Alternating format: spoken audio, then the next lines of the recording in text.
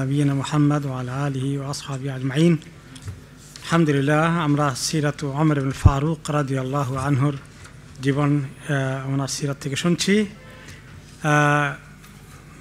বিস্তারিত অনেকগুলো ঘটনা প্রবাহ ওনার জীবনে যেটা এসেছে, আরও বিস্তারিত আমরা শোনার সুযোগ পাচ্ছি। যদিও কোনো কোনো ঘটনা সিরাতের মধ্যে, সিরাতে রাসূলুল্লাহ সাল্লাল্লাহু আলাইহি ওয়াসাল্লামের মধ্যে আলোচনা হয়ে গেছে, কিন্তু এটার সঙ্গে ওমর রাদিয়াল্লাহু আনহুর কথা সংশ্লিষ্ট ছিল ওনার জীবনেতে, সেটা আবার এসেছে। আমরা অনেকে ভুলেও গেছি সেটা।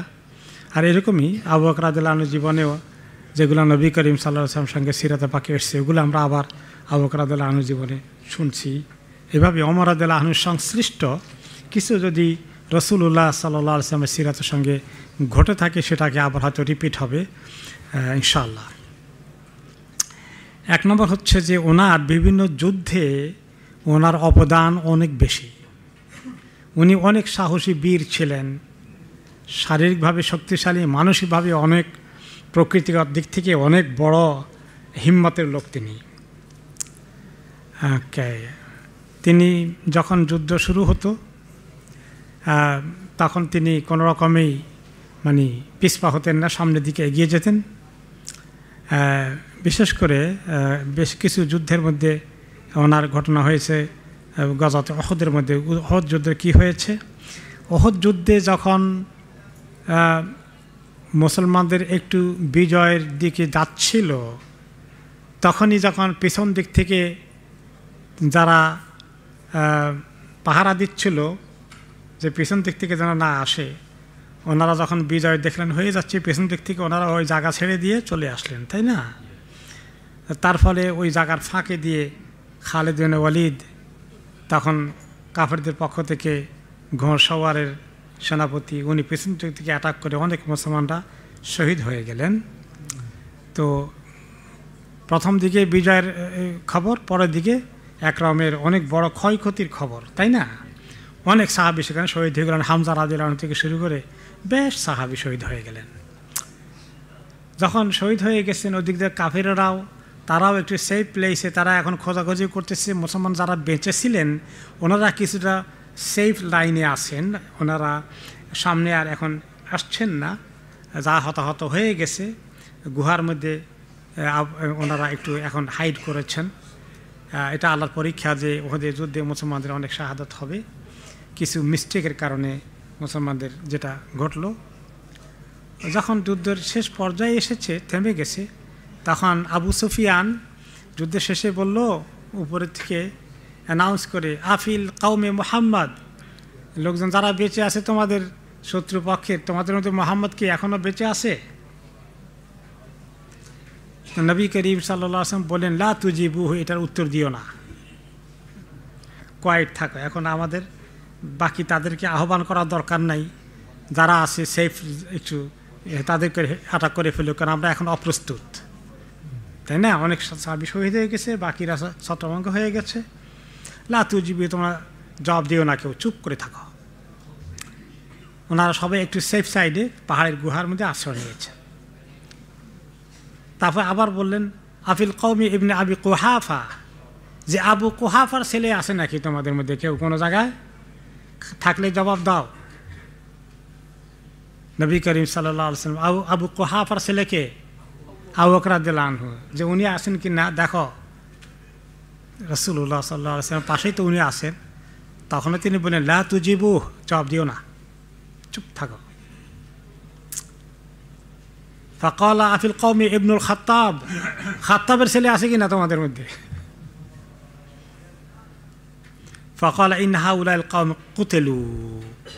তো এখন নবী করিম সাল্লাল্লাহু আলাইহি ওয়াসাল্লাম তো জবাব দেবেন না, ওমর ইবনে খাত্তাব তো বলার জন্য রেডি, যে আসি বেটা এদিকে আয়, কিন্তু রাসূলুল্লাহ সাল্লাল্লাহু আলাইহি ওয়াসাল্লাম এটা অ্যালাউ করবেন না, ব্যথা কষ্টে হজম করছেন। তো তখন তিনজনের যখন কোনো সাড়া পাওয়া গেল না, তখন আবু সুফিয়ান বলেন, ইন হাউলাল কওম কুতিলু, মনে হয় যেন তারা সবাই বোধহয় মারা গেছে, সবাই মরে গেছে, খালাস, সবাই কতল হয়ে গেছে। ফালাউ কানু আহইয়াআন লা আজাবু, ওরা বেঁচে থাকলে তো এখন জবাব দিত, জবাব যখন দেয় নেই তার মানে সবগুলো মরছে। ফালাম ইয়ামলিক ওমর রাদিয়াল্লাহু আনহু নাফসাহু, এইটা শোনার পরে ওমর রাদিয়াল্লাহু আনহুকে নিজেকে ধরে রাখতে পারেন ওনার তো জজবা এসে যাচ্ছে এখন, এই জজবাকে থামাইতে পারলেন না। কি বললেন? বললেন কেযাবতা ইয়া আদুওয়াল্লাহ, হে আল্লাহর দুশমন, তোমার এই দাবি মিথ্যা দাবি।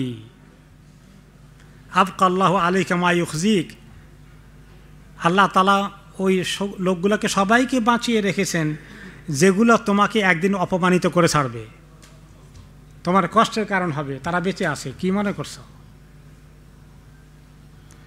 তা আবু সুফিয়ান পাশাপাশি না, সে উপরে পাহাড়ের উপরে আছে, তো বলতেছে অলো হবল, আমাদের হবল মাবুদ জয় হোক, হবল মাবুদের জয়। এবার নবী করিম সাল্লাল্লাহু আলাইহি ওয়াসাল্লাম বললেন আজিবু, এবার জবাব দাও, তাদের হবল মাবুদের কি জয় হয়েছে, জবাব দাও এবার। কলমা নাকুল, তো তোমরা বলো যে আমরা কি বলবো? কুলু আল্লাহু আ'লা ওয়া আজাল, আল্লাহ হচ্ছেন সবচেয়ে উঁচু, সবচেয়ে শানদার, সবচেয়ে শান যার রয়েছে। ক্বালা আবু সুফিয়ান রানাল উজ্জা ওলা উজ্জা লাকুম, আমাদের তো উজ্জা মাবুদ আছে, দেখতে পাই, তার কাছে পূজাও করতে পারি, তোমাদের এরকম কোনো উজ্জা জাতীয় কিছু আছে? কিচ্ছু নাই তোমাদের, তোদের আল্লাহকে তোমরা দেখো নাকি? ফাকাল নবী সাল্লাল্লাহু আলাইহি ওয়াসাল্লাম আজিবু, নবী করিম সাল্লাল্লাহু আলাইহি ওয়াসাল্লাম বললেন জবাব দাও এটারও। তো সাহাবায়ে কেরাম বললেন মা নাকুল, কি জবাব দেবো? ক্বাল কুলু আল্লাহু মাওলানা ওয়ালা মাওলা লাকুম, আমাদের কত বড় প্রভু আছেন আল্লাহ, এরকম কোনো প্রভু তোমাদের আছে? ক্বালা আবু সুফিয়ান, এবার আবু সুফিয়ান বলে ইয়াউমুন বিয়াউমি বদর ওয়াল হারবু সিজাল, দেখো আজকে তো তোমরা এবারে কিছু টার পেয়েছে, তো তোমাদের অনেক রক্তপাত হয়েছে, বদর যুদ্ধে যে আমাদের অনেক রক্তপাত হয়েছিল, এইটার মোকাবেলা বদলা কিছু নিলাম এবার।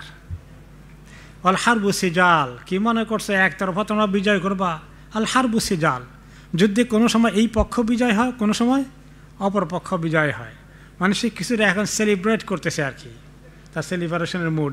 মুসলমানদের হামজা রাদিয়াল্লাহু আনহু থেকে অনেক নাম্বার শহীদ হয়েছে, সেই কারণে। ও তাজিদুন মুসলাতান লাম আমুর বিহা ওয়ালাম তাসুনি, তারপরে বললেন তিনি যে তোমাদের যে লাশ পড়ে গেছে যেগুলো, এগুলোর অনেক মুসলা পাবে। মুসলা অর্থ কী? মুসলা হলো কোনো মানুষকে, লাশকে মৃত্যুর পরে তার মধ্যে বিকৃতি সৃষ্টি করা, কান কেটে নেওয়া, নাক কেটে নেওয়া, তাকে এরকম ইহানত করা। তো বলে যে তোমরা দেখতে পাবে তোমাদের অনেকেরই এরকম সিচুয়েশন হয়েছে যেটা তোমাদের কষ্টের কারণ হবে, কিন্তু এগুলা করতে অবশ্য আমি বলি নাই, হ্যাঁ, যে আমি করতে বলি নাই। সাউন্ড হয় না?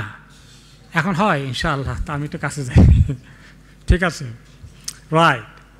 যে তোমাদের অনেকের লাশ যে পড়ে গেছে, এদের অনেক ক্ষত বিক্ষত, কানটা নাকটা কাটা, অনেক কিছু করা হয়ে গেছে।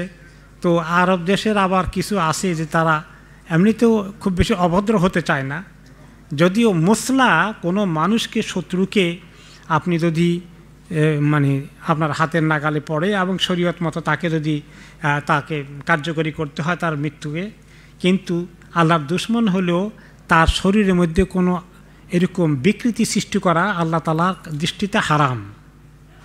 কাজেই কোনো অপরাধীকে যার মৃত্যুদণ্ড কার্যকরী করার মতো বিধান রয়েছে তাকেও সুন্দর করে জবাই করতে হবে, তাকে একটা স্বাভাবিকভাবে সুন্দর পর্যায়ে তার মৃত্যুদণ্ড কার্যকরী করতে হবে, এবং সেটা আল্লাহ তাআলা শরীয়তের হুকুম। এখানে কোনো নাক কাটা, হাত কাটা, কান কাটা ইত্যাদি যেগুলো করে কোনো বিকৃতি রুচিসম্পন্ন মানুষেরা, এটা অবশ্য এই আরব দেশেও তারা এটা করতো না, কিন্তু বদরের যুদ্ধের প্রতিশোধ নিতে গিয়া আবু সুফিয়ানের দলের লোকেরা অনেক কিছু উল্টাপাল্টা করেছে এরকম সাহাবীদেরকে।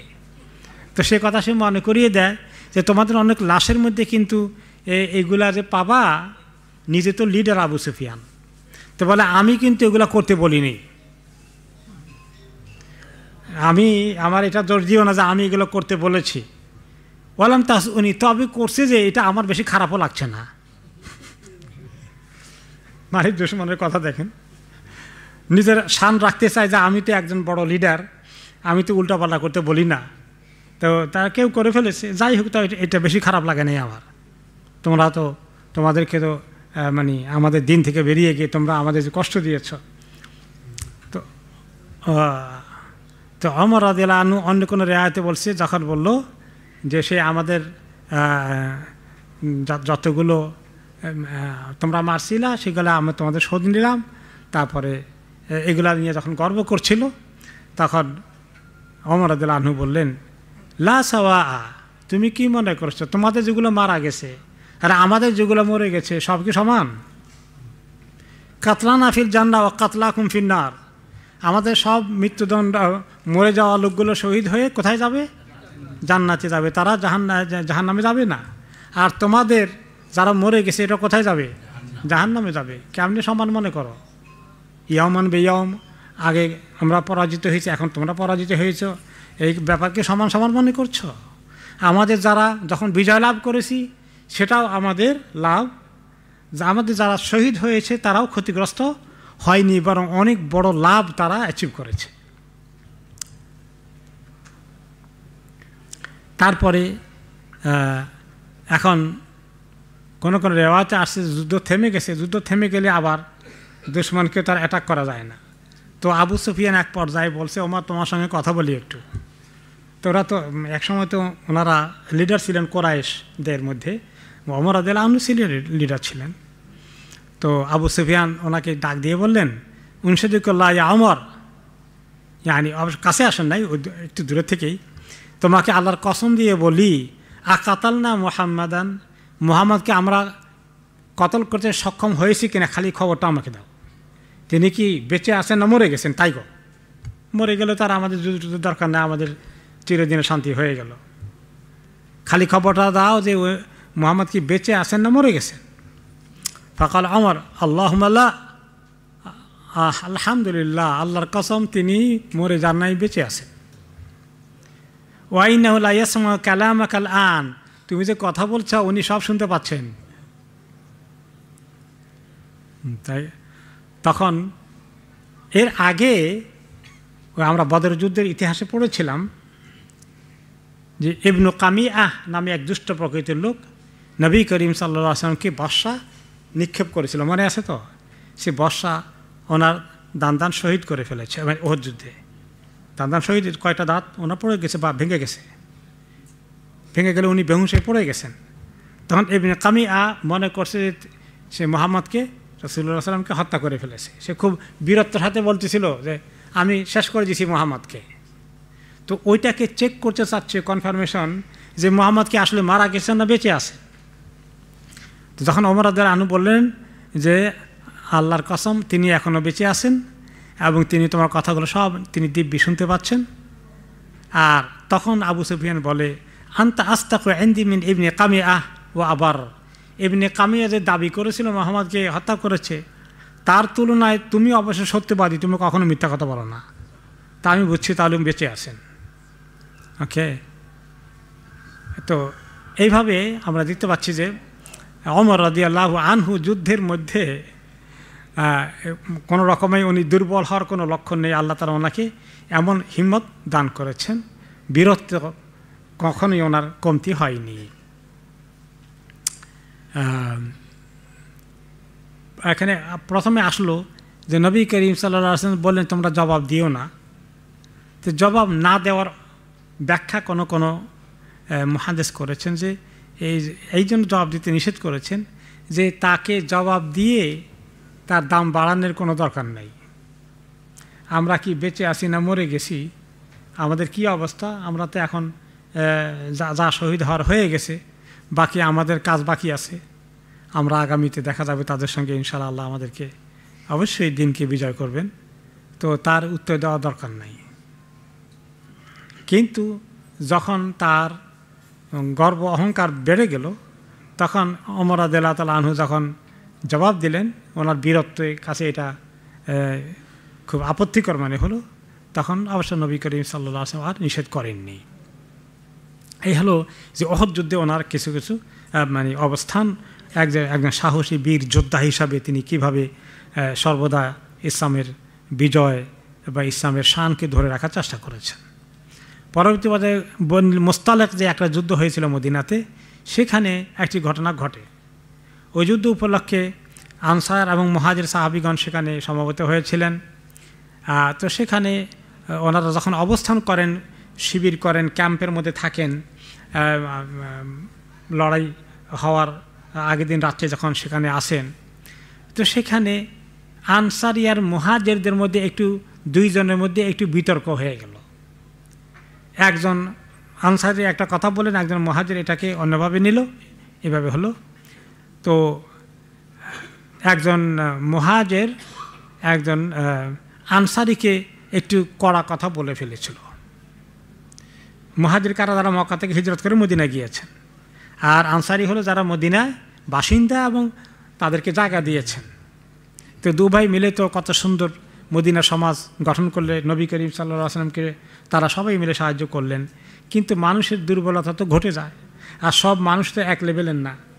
তো কিছু আনসারিদের মধ্যে দু একজন বা মুহাজিরদের মধ্যে দু একজনের কিছু দুর্বলতা থাকতে পারে। তো যখন আনসারি বলল ইয়া লিল আনসার, যে তিনি তার গোত্রের লোকদেরকে আনসারিরা আসো আমাকে হেল্প করো, এই মুহাজির বাচ্চারা আমাকে কড়া কথা বলেছে।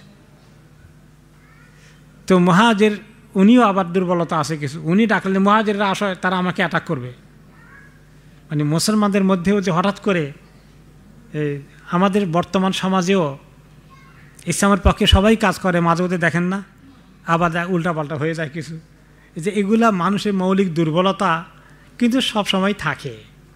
তো সাহাবাদের মধ্যেও টুকটাক ছিল, অবশ্য এই লেভেলে যায় নাই এবং এটা পরে হ্যান্ডেল করা সম্ভব হয়েছে।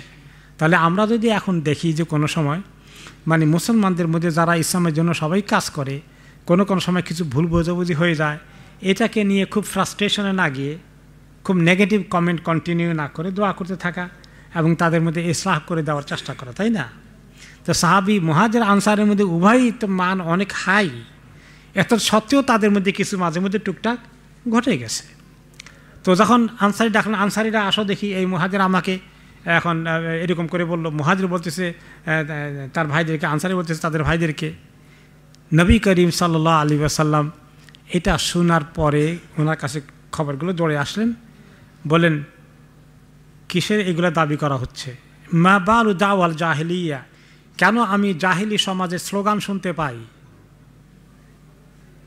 জাহিলি সমাজের কথা কেন আমি শুনলাম এখন? এগুলো তো মাটি তিনি চাপা দেওয়া হয়ে গেছে। ইন্নামাল মুমিনুনা ইখওয়া, মুমিনরা ভাই ভাই। এখানে আঞ্চলিকতা, বংশ, জাতিভেদ এই ইসলামের মধ্যে তো এগুলো নাই। এটা কেন হলো? তখন ক্বাল ইয়া রাসূলুল্লাহ, একজন মুহাজির একজন আনসারকে এরকম বলছিল ঘটনাটা এইভাবে হয়েছে। তো সে এটা বলল, তখন মুহাজিরও তখন রাগ সামলাতে না পারে, সেও তার লোকদেরকে ডাকলো। তারপরে তিনি বললেন দাউহা ফাইন্নাহা মুনতিনা, খবরদার এগুলোকে ফেলে দাও, এগুলোকে ক্যারি করো না কখনো। এগুলো হচ্ছে একটা পচা দুর্গন্ধময় দাবি, সমাজকে কলুষিত করে, মুসলমানদের মধ্যে ভ্রাতৃত্বকে শেষ করে দেয়। আঞ্চলিকতা, জাতীয়তাবাদ, বিভিন্ন রকমের এই সমস্ত রেসিজম, এই মুসলমানদের জন্য সাংঘাতিক জাহিলিয়াত, এগুলো পচা দুর্গন্ধ ময়লা জিনিস, এগুলো কেন নাড়াচাড়া করো তোমরা? তো এগুলো শোনার পরে আবার খবর গেছে মোনাফেকদের সর্দারের কাছে, সেও আছে এখানে। সে প্রথমে ছিল না, পরে ছিল বাইরে দূরে একটু। সে যখন শুনলো যে মুহাজির একজন আনসারি একজনকে বকা দিয়েছে, সে বলল আব্দুল্লাহ ইবনে উবাই ফালুহা, এরকম বলছে এই মুহাজিররা যারা ভেগে আসছে আমাদের কাছে, এই কথা বলছে, এত সাহস। আমা আল্লাহ লা ইন রাজানা ইলাল মদিনাতি লা ইখরাজানা আল আযযু মিনাল আদাল।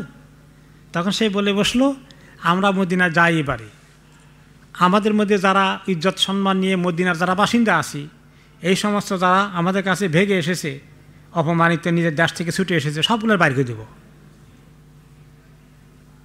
ওকে, সবগুলোর বের করে দেব। সে সুযোগ পেয়েছে। সে তো মুসলমানদের শিবিরে কেন থাকে বলেন? এই দ্বন্দ্ব লাগানোর জন্য সুযোগ খোঁজে, শয়তান তাকে এই কাজেই ব্যবহার করে। তো যখন এই খবর গেল যে আব্দুল্লাহ ইবনে উবাই এত বড় কথা বলেছে, সাহাবীরা নবী করিম সাল্লাল্লাহু আলাইহি ওয়াসাল্লামের কাছে খবর দিলেন। দেওয়ার পরে এই খবর আবার ওমর রাদিয়াল্লাহু আনহুর কাছে গেল। তিনি দৌড়ে আসলেন, ইয়া রাসূলুল্লাহ, আজকে আমাকে পারমিশন দিতে হবে। দানি আদরিব উনুকা হাদাল মুনাফিক, আর দেরি নাই, এই মুনাফিকের কল্লা আমি এখনই ফেলে দেবো, প্লিজ, এই ফিতনা মাঝকে রাখা যাবে না। ফাকাল রাসূলুল্লাহ সাল্লাল্লাহু আলাইহি ওয়াসাল্লাম দাহু লা ইয়াতাহাদ্দাসু আন-নাস আন্না মুহাম্মাদান ইয়াকতুলু আসহাবা। থাক থাক ওমর, রেখে দাও, এটা ফিতনার কারণ হবে। আরও লোকেরা বলা বলি করবে যে মুহাম্মদ তার উপর যারা ঈমান এনে তার গ্রুপের সঙ্গে থাকে তাদেরকেও পারলে কতল করে দেয়, কারণ সে তো মুসলমানের পরিচয় দিয়া মুসলমানদের বাহিনীর ভিতরে আসে, তাই না? ভিতরে ভিতরে সে কিন্তু ইসলামের দুশমন, কিন্তু বাইরে দিয়ে কি ক্লেম করে সে মুসলিম। এখন কেউ যদি বলে আমি মুসলিম, এখন আপনি কেমনে বলবেন যে না তুমি মুসলিম না? তো কিন্তু রাসূলুল্লাহ সাল্লাল্লাহু আলাইহি সাল্লাম যদিও জানতেন সে মুনাফিক, কিন্তু আল্লাহ তাআলা আমাদেরকে সেই যদি যতক্ষণ পর্যন্ত ইসলাম থেকে সরে না যায় নিজে, ততক্ষণ তো আর তাকে মুসলমান লিস্টে নাম থাকবে, কিন্তু আসলে আল্লাহ তাআলার কাছে মুনাফিক। এই জন্য তো মুনাফিক কাকে বলে? যদি শুধু কাফের হয়ে যায় তাকে তো বলবে কাফের। তো মুনাফিক কাকে বলে? যে ভিতরে ভিতরে কাফের আর উপরে ক্লেম করে মুসলমান, সেই হলো আব্দুল্লাহ ইবনে উবাই। তো এখন লোকেরা জানে, আরব দেশের লোকেরা যারা মুসলিম না তারাও জানে যে যখন যদি এই আব্দুল্লাহ ইবনে উবাইকে হত্যা করা হয়, মুসলমানদের ভিতরে নিজেদের একজনকে তারা হত্যা করে ফেলেছে। এই যে একটা নেগেটিভ প্রপাগান্ডা যাবে ইসলামের ব্যাপারে, সেটাকে তিনি অ্যালাউ করলেন না। তাহলে আপনারা দেখতে পেরেছেন যে নবী করিম সাল্লাল্লাহু আলাইহি ওয়াসাল্লাম যেভাবে নেতৃত্ব দিয়েছেন এবং তাদের উপরে দায়িত্ব থাকে, তারা কিছু কিছু কাজ এভাবে করতে হয়, অন্যদের কাছে এটা পছন্দ নাও হতে পারে। ইসলামী এরকম খেলাফত যখন হবে, ইসলামী রাষ্ট্র যখন কায়েম হবে, তখন রাষ্ট্রের যিনি প্রধান থাকবেন তিনি হয়তো কোনো কোনো ডিসিশন অনেক ভেবে চিন্তে নেবেন। সাধারণ পাবলিক মনে করে এর আর দেরি করার দরকার নেই, এখনই শাস্তি দেওয়া হোক। কিন্তু তার শাস্তিটা যদি ইসলামের জন্য বড় একটা ফিতনা হয়ে যায়, আজকালকার জমানা মনে করেন যেভাবে এরকম কিছু যদি উল্টাপাল্টা ঘটে, তাহলে ওই যে সোশ্যাল মিডিয়ার মাধ্যমে সারা দুনিয়া চাউর হয়ে যাবে, তাই না? যে এই যে একটা অপপ্রচার হয়ে যাবে। তো এই অপপ্রচারটা যারা এখনও ইসলাম কবুল করেননি তাদের জন্য একটা খারাপ খবর, যে দেখো মুসলমানরা নিজেরা নিজেদেরকে পারলে মেরে ফেলে, তাই না? এটা নেগেটিভ জিনিস না। তো নেগেটিভ যাতে প্রচার না হয়, যদিও সে কতল হওয়ার উপযুক্ত আছে আব্দুল্লাহ ইবনে উবাই, কারণ সে মুসলমান দাবি করে অথচ ভিতরে ভিতরে সে মুসলিম না, এরা তো মোরতাদের হুকুমে পড়ে, তাদের কল্লা কাটা যাওয়ারই কথা। কিন্তু তার বাহ্যিক পরিচয় সে কি মুসলিম। তো যে এই কথাটা আরব সমাজে বা অন্যান্য এলাকায় খবর হয়ে যাবে যে মুহাম্মদ উল্টাপাল্টা নিজের লোকদেরকেই কতল করে, তাহলে এটা একটা ভেরি নেগেটিভ মেসেজ চলে যাবে। এই জন্য নবী করিম সাল্লাল্লাহু আলাইহি সাল্লাম অ্যালাউ করলেন না। তিনি কি বললেন? পরে আরেকটি রেওয়ায়েতে আসছে একটা লম্বা কথা, ফাকাইফা ইয়া উমর ইদা তাহাদ্দাসা আন-নাসু আন্না মুহাম্মাদান ইয়াকতুলু আসহাবা। ওমর, তুমি কি জানো এই কথা যদি প্রচার হয়ে যায় বিভিন্ন কবিলায়, মানুষ কীভাবে কথা বলে যেতে মুহাম্মদ সুযোগ পেলে উল্টোপাল্টা একটু কিছু করলেই তার নিজের লোকদেরকেই কতল করে ফেলে। কাজেই এটা এক নিষ্ঠুর দিন। এই ব্যাপারে ভেরি নেগেটিভ প্রপাগান্ডা হবে। ওই আগে কবিলার মধ্যে এটা ছড়িয়ে পড়বে, এখন মিডিয়ার মাধ্যমে ছড়িয়ে পড়ে। এই সাথে তারপরে এখানে আমরা যেটা শিক্ষা পাই যে নবী করিম সাল্লাল্লাহু আলাইহি সাল্লাম সামাজিকভাবে অপপ্রচার যাতে না হয় সেগুলোর ক্ষেত্রে তিনি ইসলামের দাওয়াতি কাজে যাতে ক্ষতি না হয়ে যায় এগুলোকে তিনি নোটিশে নিয়েছেন। এটা একটা হেকমা যে কেন তাকে অ্যাকশন নেওয়া হয় নাই। এবং তাকে যদি কতল করা হতো, তার কবিলা, সে কিন্তু তার কবিলার লিডার আব্দুল্লাহ ইবনে উবাই মুনাফিক, তার বড় কবিলা আছে, তখন তার কবিলার লোকদের মধ্যে কি হয়ে যেত? সমস্যা সৃষ্টি হয়ে যেত, কারণ তারা তো তাকে লিডার হিসেবে মানে, ওরা মদিনা থাকে না, একটু সাইডে আর কি। তো এটা আরেকটি বিশৃঙ্খলা সৃষ্টি হয়ে যাবে, মানে নিজস্ব। এই জন্য আপনি যারা ইসলামের খুব ভালো কাজ করেন, কিন্তু তাদের আশেপাশে আবার ইসলামের কিছু কাজ করে, কিছু ইসলাম, কিছু সুযোগ সুবিধা জিন্দাবাদ দোনোটা আছে। এখন এইখানে আপনি একেবারে কোনো ক্ষেত্রে ভ্যারি ক্লিয়ার লাইনে যেতে পারেন না, মাঝে মাঝে একটু কম্প্রোমাইজ করে চলতে হয় কিনা বলেন? হয় বলতে। আপনি অনেক সুন্দর চিন্তার অধিকারী, আপনার দৃষ্টিভঙ্গি স্বচ্ছ, আপনার আকীদা একদম পারফেক্ট, কিন্তু কিছু মুসলমান আছে তার আকীদার ত্রুটি আছে, কারো আমলের ত্রুটি আছে, কারো এই রং বিজনেস আছে। এখন এগুলাকে অনেক সময় খুব কঠোরভাবে যদি মোকাবিলা করেন তাহলে ফিতনা বেড়ে যেতে পারে। আমি একটা এক্সাম্পল দিই, যে এখন মনে করেন যে অনেক সময় আমাদের দেশে বা এই যে মিডিয়ার মধ্যে ইসলামিক অঙ্গনে দাওয়াতি কাজের অনেক মানে যুদ্ধ চলতেছে মনে হয় যেন, তাই না? যে এই বক্তাকে ওই বক্তা, ওই বক্তাকে এই বক্তা মানে আনসার করতেছে পাবলিক এইভাবে করে। তো এটা কি খুব পজিটিভ না এর মধ্যে কিছু নেগেটিভিটি আছে? নেগেটিভিটি আছে। তাহলে এটাকে কিভাবে পজিটিভ করা যায়? এটা অমুকে এই কথা বলছে, আর এটা জাহেল কিছু জানে না, এইভাবে না বলে যে উনি যে কথাটা বলেছেন এটা তো আসলে কোরআন হাদিসের এই হাদিসের সঙ্গে মিলে না, কোরআনের এই আয়াতের সঙ্গে মিলে না, সালফে সালেহিনের কথার সঙ্গে মিলে না, সেই হিসাবে ওইটা বোধহয় গ্রহণ করাটা সেফ হবে না, সহি বোধহয় এইটা হবে। আপনারা চিন্তা করে দেখেন, লেখাপড়া করেন, একটা পজিটিভ মাইল্ড অ্যাপ্রোচ ভালো হবে না একদম এরকম? তো এইগুলো কিছু অনেক কিছু শিক্ষণীয় আছে। তো রাসূলুল্লাহ সাল্লাল্লাহু আলাইহি ওয়াসাল্লাম অনেক ক্ষেত্রেই তিনি অবশ্যই ফার্ম ছিলেন, কিন্তু কোনো কোনো অ্যাকশনে তিনি কিছুটা মানে আপোষ করেছেন। হকার বাতিলের আপোষ নয়, মানে সেটা অ্যাকশন নিতে গিয়ে তিনি কম্প্রোমাইজ করেছেন। তো এগুলো আমাদের জন্য অনেক লেসন আছে। তো তিনি যে বললেন ফাকাইফা ইয়া ওমর ইযা তাহাদ্দাসা আন-নাসু আন্না মুহাম্মাদান ইয়াকতুলু আসহাবাহু, কেমন হবে বলো তো ওমর, লোকেরা যদি বলে যে মুহাম্মদ নিজের সাথীকে হত্যা করে ফেলেছে, আসলে তো ওনার নিজের সাথী না, মুনাফিক কি ওনার সাথী নাকি? হত্যা করা তো মানে আর শরীরের দিক থেকে জায়েজ কাজও আছে, কিন্তু এখানে মাসলাহাটা হলো, হেকমা হলো যে এইটা ফিতনা সৃষ্টি করবে মোর, এবং দাওয়াতে কাজের জন্য কিছু অসুবিধা বাধা বিপত্তি সৃষ্টি হয়ে যাবে। তো লা ওয়ালাকিন ইদান বির রাহিল, তো এখন ওইখানে এই ব্যাপারটা বেশ কিন্তু একটু কানাঘুষা চলতেছে, একটু টেনশন শুরু হয়ে গেছে আনসারি এবং মুহাজিরদের মধ্যে। দেখেন, নেগেটিভ জিনিসটা কিন্তু সহজে বিদায় হয় না, এটা শয়তান কিন্তু মানুষের মধ্যে ওয়াসওয়াসা নিয়ে আসে। নবী করিম সাল্লাল্লাহু আলাইহি ওয়াসাল্লাম কী করলেন, তখন কিন্তু রাত্র, ওনারা ঘুমের জন্য প্রস্তুতি নিচ্ছেন, এই সময় তিনি বিশ্রাম করার কথা। রাসূলুল্লাহ সাল্লাল্লাহু আলাইহি ওয়াসাল্লাম এই ফিতনাকে চিন্তা করলেন যে এখন এরা বসে বিশ্রাম নিবে না, কী করবে জানেন? ওই অন্ধকারের মধ্যে গিয়ে শুনছ ওই কী করছে, কী বলছে দেখছ, এই ফুসফুসানি শুরু করে দিয়া এটা মানে আরেকটু টেনশন চলতে থাকবে। টেনশন সরানোর জন্য নবী করিম সাল্লাল্লাহু আলাইহি ওয়াসাল্লাম বললেন ওয়ালাকিন ইদান বির রাহিল, চলো আমরা সবাই এখন এখানে আর রেস্ট নেবো না, আজকে এখানে ঘুমাবো না, আমরা সামনে দিকে চলতে থাকবো। কাজে লাগাই দিলে, ব্যস্ততার মধ্যে লাগাই দিলে মুখটা থামবে, বেকার বসে থাকলে ওই নেগেটিভ প্রপাগান্ডা চলতে থাকবে। সুবহানাল্লাহ। ওয়া যালিকা ফি সাআতিন লাম ইয়াকুন রাসূলুল্লাহ সাল্লাল্লাহু আলাইহি ওয়াসাল্লাম ইয়াতাহিলু ফিহা, এটা ছিল এমন একটা সময় যে সময় সাধারণত রাসূলুল্লাহ সাল্লাল্লাহু আলাইহি ওয়াসাল্লাম রেস্ট নেন, ঘুমান, তিনি এই সময় সাধারণত সফর অব্যাহত রাখেন না। কিন্তু তিনি দেখলেন এই ফিতনা এটা ফুসফুসানি চলতে থাকবে, কাজে লাগাই দেই। বেকার মস্তিষ্ক শয়তানের বাসা, যে যখন সবাই কাজে এখন রাস্তায় চলা শুরু করে দেবে, টায়ার্ড হয়ে যাবে চলতে চলতে, তখন আর ফিতনা মাথার মধ্যে বেশিক্ষণ থাকবে না। ফারতাহালান নাস, সবাই চলে গেল। তো সুবহানাল্লাহ, এই যে এখান থেকে বিশাল একটা হেকমা শেখা গেল নবী করিম সাল্লাল্লাহু আলাইহি ওয়াসাল্লামের লিডারশিপের উপরে।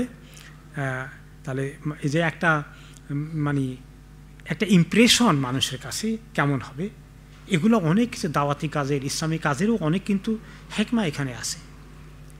আপনি সব কথা সব জায়গায় বলতে হবে না, এবং সব কথা সব জায়গায় একরকম করে বলতে হবে না। খাতিবিন নাস আলা কাদরে উকুলহিম, মানুষের আন্ডারস্ট্যান্ডিংয়ের লেভেল অনুযায়ী কথা বলেন।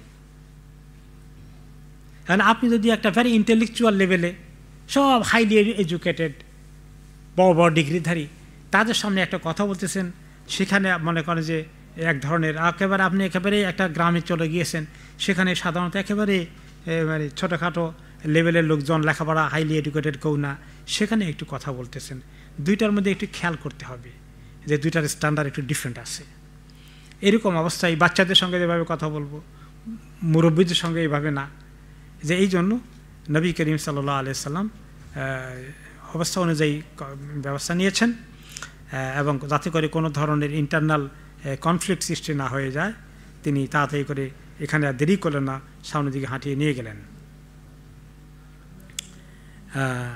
এরপরে আমরা দেখতে পাচ্ছি যে পরবর্তী সময়ে খান্দকের যুদ্ধে যেটা ছিল, ওকে, ওমর রাদিয়াল্লাহু তাআলা আনহু তিনি এসে বললেন সূর্য ডুবে গেছে। ওনার সূর্য ডুবে গিয়েছিল, আসর পড়তে পারেন নাই। তো নবী করিম সাল্লাল্লাহু আলাইহি ওয়াসাল্লাম কাছে চলে আসলেন। ফাজাল ইয়াসুব কুফারা কোরাইশ, তিনি কোরাইশদেরকে অনেক ভৎসনা করলেন, তাদের ব্যাপারে অনেক নেগেটিভ মন্তব্য করলেন। বলেন, ইয়া রাসূলুল্লাহ মা কিতান উসাল্লি হাত্তা কাদাতিশ শামস তাগরিব। ইয়া রাসূলুল্লাহ, এই দুষ্টগুলোর হামলার আশঙ্কায় যে বাকি কাজগুলো কমপ্লিট করতে গিয়ে আমি তো ওই আসরের নামাজই কাজা হয়ে গেল, সূর্য ডুবে যাচ্ছে এখন।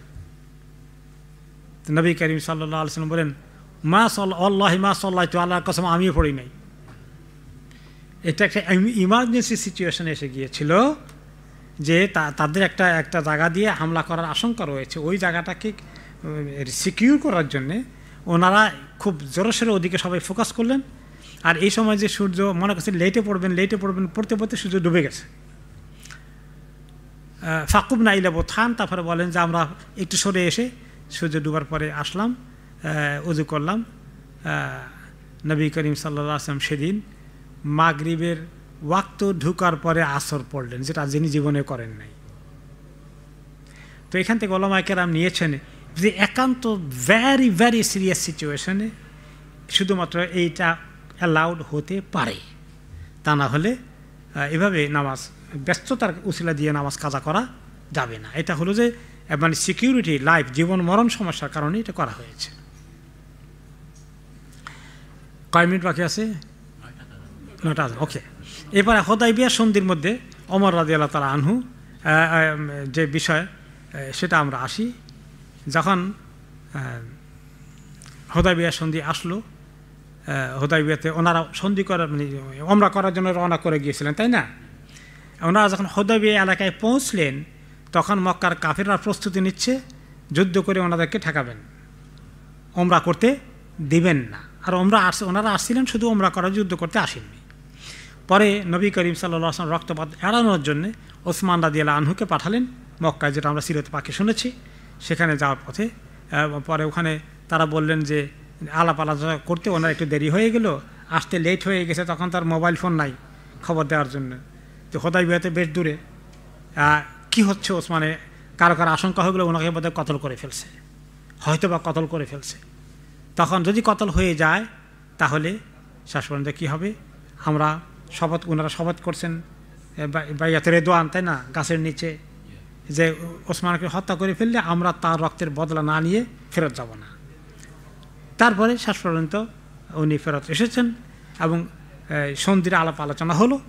আলোচনা হতে গিয়ে তারপর যেটা হলো যে তারা আলোচনা করতেছে কিভাবে আমরা যুদ্ধ বিরতি সন্ধি করব। এই বছর ওনারা উমরা করবেন না, চলে যাবেন, আগামী বছর উমরা করতে আসবেন। আরও অনেকগুলো শর্ত আছে যেগুলোর মধ্যে মুসলমানদের বিপক্ষে শর্ত বেশি মনে হয় যেন, কিন্তু আসলে মুসলমানদের আপাতত বিপক্ষে বেশি হলেও লং টার্মে মুসলমানদের বিজয়ের জন্য সুযোগ বেড়ে যাচ্ছে। এটা সাময়িকভাবে তাৎক্ষণিক বোঝা যাচ্ছিল না।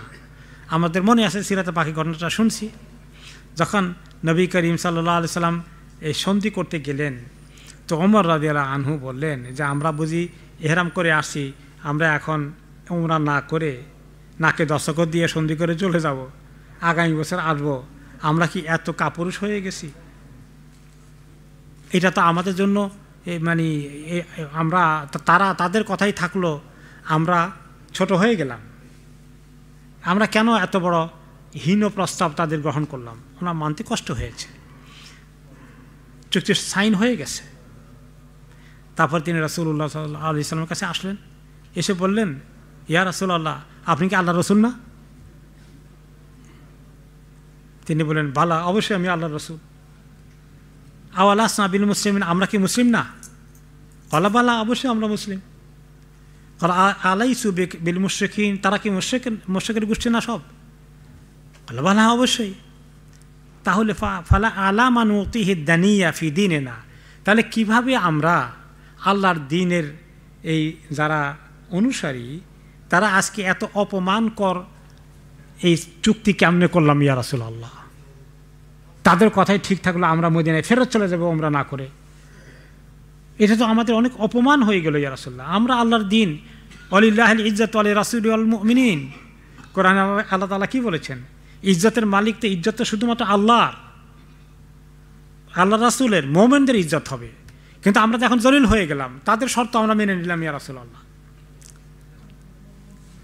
তখন নবী করিম সাল্লাল্লাহু আলাইহি ওয়াসাল্লাম জবাব দিলেন, ইন্নী রাসূলুল্লাহ ওয়া লাস্তু আসিহি ওয়া হুয়া নাসিরি, আমি তো আল্লাহর রাসূল, আমি কোনো কাজ আল্লাহ তাআলার সিদ্ধান্তের বাইরে করি না, আর আমি জানি আল্লাহ আমাকে সাহায্য করবেন, কোন তরিকা কখন করবেন সেটা আমার আল্লাহ না বললেও আমার ইয়াকিন আছে। আমার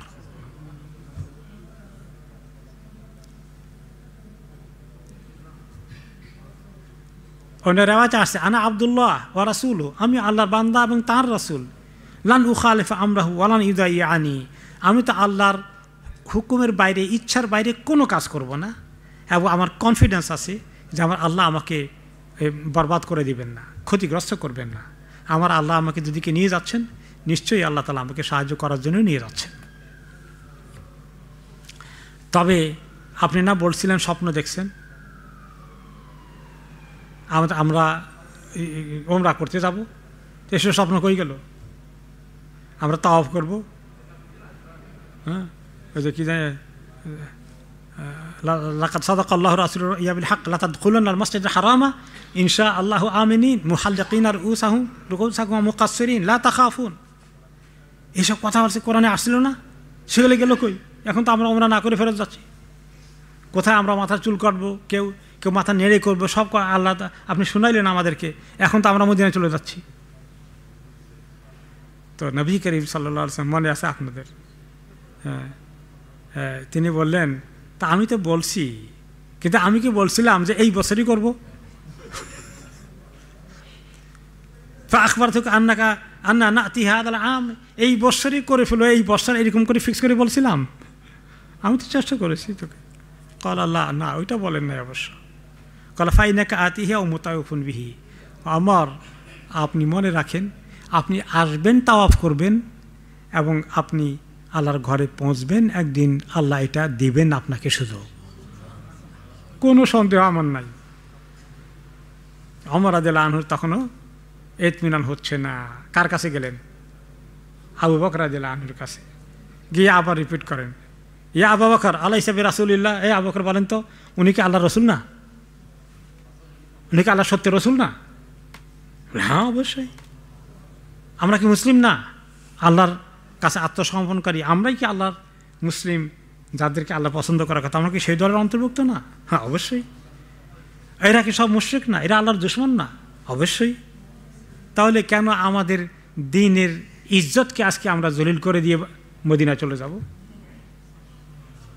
তো আবু বকর রাদিয়াল্লাহু আনহু ওমর ফারুককে বুঝালেন, এই সমস্ত আর্গুমেন্ট বাদ দাও, ওকে, তুমি আমি ফাইনি আশহাদু আন্নাহু রাসূলুল্লাহ, আমি সাক্ষ্য দিচ্ছি তিনি আল্লাহর রাসূল, ওয়া আন্নাল হাক্কা মা আমারা বিহি, তিনি যেটা হুকুম দেন এইটাই আসল হক, ওয়ালান নুখালিফা আমরাল্লাহ ওয়ালান ইদাইয়াহুল্লাহ, আমরা কেউ ওনার মাধ্যমে আল্লাহর নাফরমানি করছি না, আল্লাহর হুকুমের বাইরে আমরা কেউ যাচ্ছি না, এবং আমার কনফিডেন্স আছে যে আল্লাহ তাআলা ওনাকে কখনোই ব্যর্থ করবেন না, বরবাদ করে দিবেন না, ওনাকে আল্লাহ তাআলা এমনি ছেড়ে দিবেন না যে হি ইজ লস্ট, এরকম হবে না কখনো। ওমর তুমি থামো। তো এই ঘটনায় আমরা দেখি যে ওমর রাদিয়াল্লাহু আনহুর ফিলিংটা এখানে আলোচনার বিষয়, সেটা কি, যে উনি দ্বীনের ব্যাপারে ওনার যে মানে কম্প্রোমাইজ না করার মানসিকতা, এই মজবুতি, এইটা হলো মেইন কথা। যদি কোনো কোনো ক্ষেত্রে ওনার একটু জজবা একটু বেশি এসে গেছে, কিন্তু উনি নিজের জন্য এই জজবা না। কার জন্য জজবা? আল্লাহর দ্বীনের জন্য জজবা। এটাই এই জিনিসটা মানে ওনার ভিতরে যে একটা বড় একটা পজিটিভ জিনিস, যদিও লিটল বিট নসিহত শুনে তিনি অবশ্যই পরবর্তী পর্যায়ে আল্লাহ তাআলা ওনাকে অবশ্যই শান্ত করেছেন।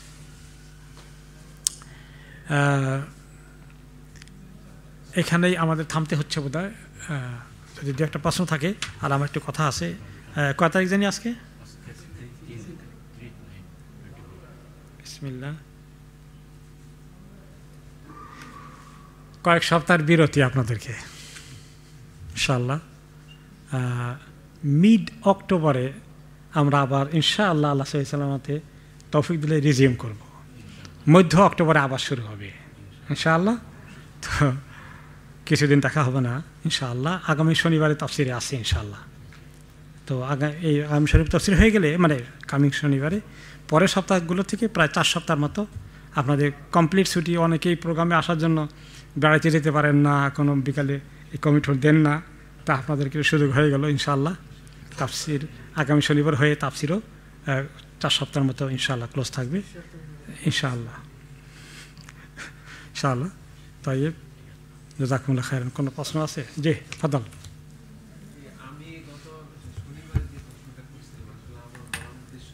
হ্যাঁ,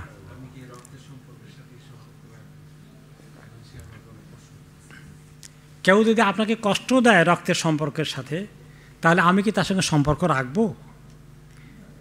সম্পর্ক কাটা এটা ঠিক নয়, কিন্তু আপনি তার সঙ্গে খুব মাখামাখি জোর করে করতে হবে এমন না। দেখলে ওইদিকে ফিরে গেলেন এমন না। সালাম দিলেন, আমার বাড়িতে আসে না, দরজা খুলবো না, যাও গেট লস্ট, এইটা করবেন না। আর আপনার বেশি কষ্ট হয় তার বাড়িতে যাইতে, সেটা বলছে যে আমার কষ্ট হয়, আমি আসতে পারবো না, মাফ করিও। কারণ মোমেনকে অনেক সবর করতে হয়। আর যারা জাহিল প্রকৃতির, তারা এরকম উল্টাপাল্টা করে। এবং কোনো কোনো সময় এমন হয় যে আপনি অনেক কষ্ট পেয়ে কিছু যদি আপনি একটা স্ট্যান্ডার্ড মেনটেন করেন, হয়তোবা আল্লাহ তাআলা তাকে একদিন পজিটিভলি বুঝ দিতে পারে। আর যদি আপনি সেই যেরকম ব্যবহার দেখাইছে, আপনি ওরকম ব্যবহার দেখান, তাহলে কি হবে? তার জিদ আরও বাড়বে, শয়তান তাকে আরও উস্কাই দেবে, তাই না? তো কাজে আপনার ক্ষতি নাই। এবং আপনি যে একটা মিনিমাম স্ট্যান্ডার্ড মেনটেন করে চলতেছেন, কষ্ট হওয়া সত্ত্বেও মিনিমাম আসলে দরজা বন্ধ করে রাখেন নাই, বের করে দিয়েছেন, এটা করেন নাই, তাহলে এই কষ্ট নিজের উপরে নেওয়ার কারণে আল্লাহ তাআলা আপনাকে এই তাহাম্মুল বরদাস্ত করার জন্য নেকি দান করবেন। কারণ সবর শুধু এই নয় যে আমি কাউকে কষ্ট দেব না, শুধু এইটাই নয়, আমি কষ্ট দিতে পারি কিন্তু দেব না, কিন্তু সে কষ্ট দিলে যে আরও অনেক সবর করে আপনি পজিটিভ থাকার চেষ্টা করেন। খুব বেশি করতে হবে মাখামাখি নট নেসেসারি, কিন্তু মিনিমামটা স্ট্যান্ডার্ড করেন, যেটা আপনার অনেক কষ্ট হয়, এটা আল্লাহ তাআলার কাছে আপনি একদিন পাবেন ইনশাআল্লাহ। বারাকাল্লাহ ফিক। জি,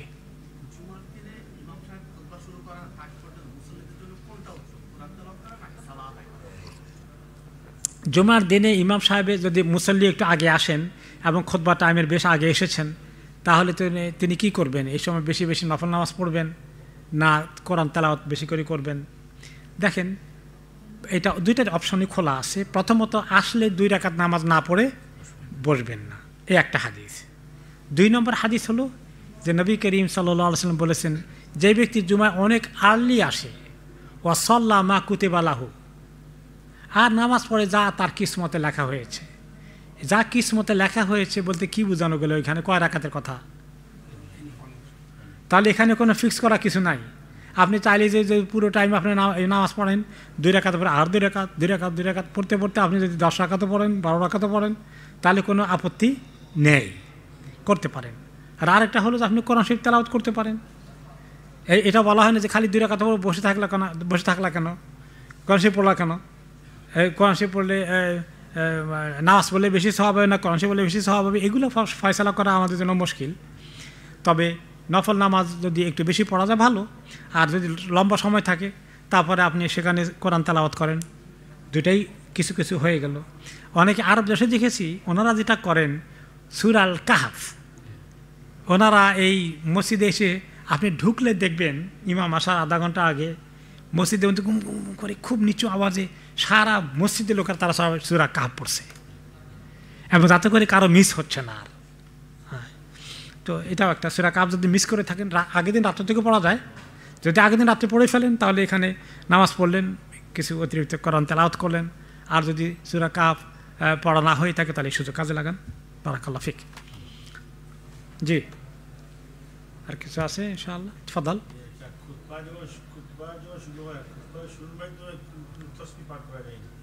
খুতবা শুনে অবস্থায় তসবিহ পাঠ করা যায় কি না, যদি সেটা মনে করেন যে কোরআন তেলাওয়াত হয় ওই সময় অবশ্য চুপ করে থাকা দরকার, কারণ কোরআন তেলাওয়াত হলে কি আসছে, ও আনসেতু ফাস্তামিউলাহু ও আনসেতু লাআল্লাকুম তুরহামুন, চুপ করে থাকো এবং শুনো মনোযোগ দিয়ে, তোমার প্রতি রহমত নাজিল হবে। খুতবা চলা অবস্থায় এই জন্য কী করতে হবে, ওটা মনোযোগ দিয়ে শুনতে হবে। কারণ আপনি এখন যদি মনোযোগ দিলেন কোরআনের দিকে, তো ওদিকে মনোযোগ কেমনে দিবেন? আর ওদিকে মনোযোগ দিলে কোরআন পড়তেছেন, তো মনোযোগ ছাড়া কোরআন পড়বেন কেন? মন তো একটা, দুই দিকে তো মনোযোগ মন থাকবে না, মানে বা জিকির করা। হ্যাঁ, এই জিকির করতে পারেন যখন বললেন, তিনি একটা আয়াত পড়লেন যে ফাগাফারনা আল্লাহু, তাকে মাফ করে দিলাম, তখন চট করে বলে দিন আল্লাহ মাগফিরলি, তাই না? তারপরে কিছু একটা এরকম আয়াত আসলো, রেসপন্ড করলেন, এতটুকুন ঠিক আছে। বারাকাল্লাহ, ঠিক আছে ইনশাআল্লাহ। জি জি।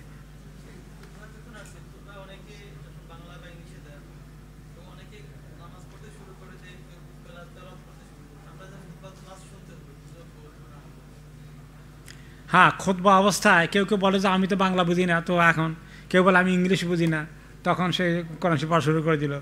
বুঝলে মনে করলে তো কাজে লাগলো, না বুঝলে তো বেকার গেল। আসলে বেকার যায় নাই, আপনি যতক্ষণ খুতবা শুনছেন আপনি পুরো সওয়াব পেয়ে যাচ্ছেন। আপনি ইংলিশ বুঝেন তো বাংলাটা বুঝেন নাই, এই যে শুনে আপনি খুতবা ফাস্তামিউলাহু বা ওয়াইদা ফাইদা যেটা যেটা আসছে যে খুতবার সময় কথা বলা নিষেধ, তাই না? তো কেন? যে এই যে শুনছেন আপনি, এই শোনার মধ্যেও যথেষ্ট সওয়াব আছে, যথেষ্ট সওয়াব আছে, এবং এটা খুতবার আদবের খেলাফ হয়ে যাবে। কেউ কোনো কথা বলবে না, শুধুমাত্র যদি এমন হয় যে ইমাম সাহেব দোয়া করতেছেন, আমি বললাম এটা আমিন, এতটুকুন রেসপন্সটা ঠিক আছে। কিন্তু কোনো ধরনের তেলাওয়াত করা বা অন্য কিছু, যে আমি যেহেতু বাংলা বুঝি না, আরবি ইংলিশ বুঝি না, আরবি বুঝি না, আমি তেলাওয়াত করি, সময় কাজে লাগাই, এটা ভুল ধারণা। আপনি যখন বিয়ে পড়েন, আপনার জোহর নামাজ পড়েন ফর এক্সাম্পল, এই সময় তো মনে করেন যে আপনিও কিছু পড়ছেন না, ইমামটাও শুনেন না। যদিও আপনি পড়তে পারবেন কি না, আপনি ফাতিহা পড়তে পারবেন, কেউ কেউ বলছে আপনি সূরা বলতে পারবেন, কেউ কেউ বলছে কোনোটাই পড়বেন না, এসবই মানে আইম্মাদের মধ্যে আছে। যদি এইটা মত ধরেন যে কোনোটাই পড়বে না, তাহলে তো আপনার সময় বেকার যাচ্ছে না, আপনি নামাজের ভিতরে আছেন। ঠিক তেমনি খুতবার মধ্যে। বারাকাল্লাহ ফিক। ঠিক আছে ইনশাআল্লাহ। হ্যাঁ, টাইম হয়ে গেছে ইনশাআল্লাহ। জাযাকুমুল্লাহ খায়রান। আগামী শনিবার দেখা হবে ইনশাআল্লাহ। সুবহানাকাল্লাহুম্মা ওয়া বিহামদিকা আশহাদু আল্লা ইলাহা ইল্লা আনতা আস্তাগফিরুকা ওয়া আতুবু ইলাইক। ওয়া সাল্লাল্লাহু তাআলা আলা খায়রি খালকি সাইয়্যিদিনা মুহাম্মদ ওয়া আলা আলিহি ওয়া সাহবিহি আজমাইন। আসসালামু আলাইকুম ওয়া রাহমাতুল্লাহি ওয়া বারাকাতুহু।